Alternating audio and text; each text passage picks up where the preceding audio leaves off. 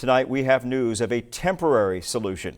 At least for now, you're looking live now at a temporary road closure set up at the southbound Power Street exit ramp. Now, I spoke earlier to Corpus Christi City Manager Peter Zanoni. He confirmed the city is now working with TxDOT to make changes to the Power Street exit. The plan is to restripe the ramp and turn Power Street into a one-way only roadway. Further signage, we're told, will be put in place so drivers don't turn onto Power Street going the wrong way. Just hours after our interview last night with Governor Abbott, and well after we first noted the road closure signs, a statement sent to us by TxDOT says, quote, "At the direction of the governor to take additional safety measures, TxDOT has temporarily closed the Power Street exit on the Harbor Bridge while we work with the Texas Department of Public Safety and the City of Corpus Christi to implement additional solutions to deter wrong-way drivers from entering the southbound lanes of the Harbor Bridge." TxDOT is also working with DPS to add additional patrols and enforcement in the area. These operational improvements include steps such as reconfiguring sections of Power and Padre Streets into one-way roads. Those are the two main wrong-way exits that our Facing Danger investigation focused on since we started last November. Those exits led to numerous crashes and at least 8 deaths in 7 years. And by the way, that TxDOT statement came after our 6 investigative reporter Brian Hoffman found out the Power Street area right there was closed right behind him. Let's head back live to Power Street where Brian is for us tonight. Brian, again, this comes after the governor called for urgent response, and it looks like he's initially getting that, right? Yeah, these are exactly some of the actions that really our whole report was about, Pat. Now, a lot of the viewers may recognize the Power Street off-ramp behind me. And in fact, you and I, Pat, during our first Facing Danger special, right after we wrapped up, we stopped a wrong-way driver that was heading right up this ramp towards the Harbor Bridge.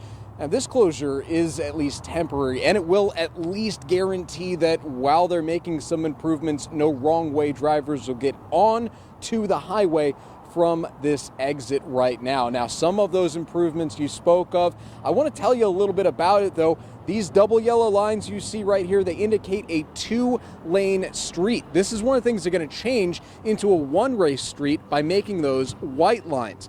Now, Zanoni, the city manager, also mentioned that there was also going to be signage off of Tonquah and Power Streets, further alerting drivers that this is not the way that they should be driving. This, however, is just more signs and traffic patterns and may not be what the governor was talking about. As he said to Pat Simon last night, again in that exclusive interview, that TxDOT's current efforts are, quote, inadequate, and he expects greater urgency and greater effectiveness of the solutions than what they're providing, end quote. Now, we did talk to City Manager Peter Zanoni a little bit more about possibly making this exit closure permanent. He said that was off the table, though, as CCPD told this city that they don't want to cause any potential backups on this highway on the Harbor Bridge during any busy events like concerts or festivals. I also reached out to TxDOT to try to ask them a little bit more about this closure, how long it may take, what type of improvements that they're doing. I also wanted to bring some of the suggestions that you, the viewer, gave us on possible solutions to really halt this wrong-way driver fatality problem that we're having. Unfortunately, all those calls have gone unanswered. I'll be sure to update you, though, as soon as I hear back. Pat? Brian, you also spoke with Portland Police Chief Mark Corey. His officers, as you have reported, have had to ram their patrol cars actually to get some of those wrong-way drivers to stop. What is his reaction to TxDOT's move today? You know, Pat, it's interesting that you brought up Chief Mark Corey. He's actually the one that alerted me of this closure to begin with. Again, it wasn't the city of Corpus Christi. It wasn't TxDOT, even though they both know this closure is only in place because of the reporting that we've done. Like we said, the governor and TxDOT statement, they only did this closure per the request of the governor, which was the night after our specific interview. Now, Mark Corey did say that he's pleased that this temporary closure is in place, that it will save lives. However, he's unsure about the long-term effectiveness of the wrong-way driver problem.